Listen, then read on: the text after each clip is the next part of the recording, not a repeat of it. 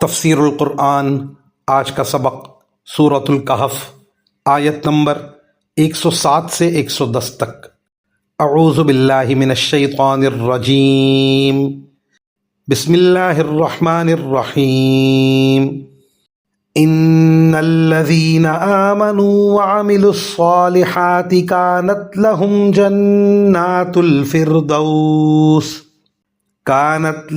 جنات الفردوس نزلا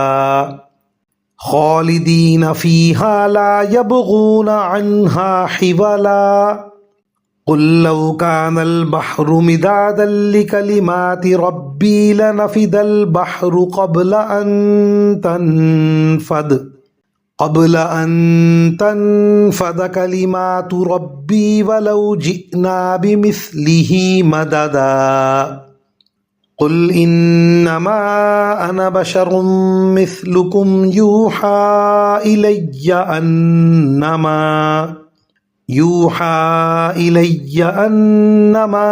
الہکم الہ واحد فمن كان يرجو لقاء ربه فليعمل عملا صالحا ولا يشرك بعبادة ربه احدا۔ ترجمہ: دوسری طرف جو لوگ ایمان لائے ہیں اور جنہوں نے نیک عمل کیے ہیں، ان کی مہمانی کے لیے بے شک فردوس کے باغ ہوں گے جن میں وہ ہمیشہ رہیں گے، اور وہ وہاں سے کہیں اور جانا نہیں چاہیں گے۔ اے پیغمبر، لوگوں سے کہہ دو کہ اگر میرے رب کی باتیں لکھنے کے لیے سمندر روشنائی بن جائے تو میرے رب کی باتیں ختم نہیں ہوں گی کہ اس سے پہلے سمندر ختم ہو چکا ہوگا، چاہے اس سمندر کی کمی پوری کرنے کے لیے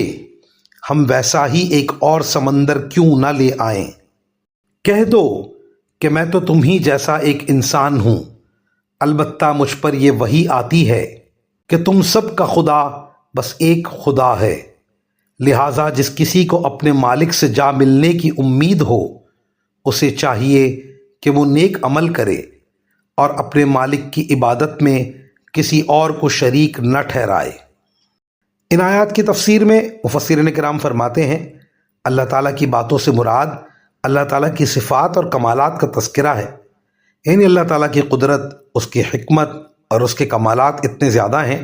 کہ اگر ان کو قلم بند کیا جائے تو بڑے بڑے سمندروں کو روشنائی بنا کر لکھا جائے تو سمندر کے سمندر خشک ہو جائیں گے اور اللہ تعالیٰ کی صفات اور کمالات کا بیان ختم نہیں ہوگا۔ وآخر دعوانا ان الحمد للہ رب العالمین۔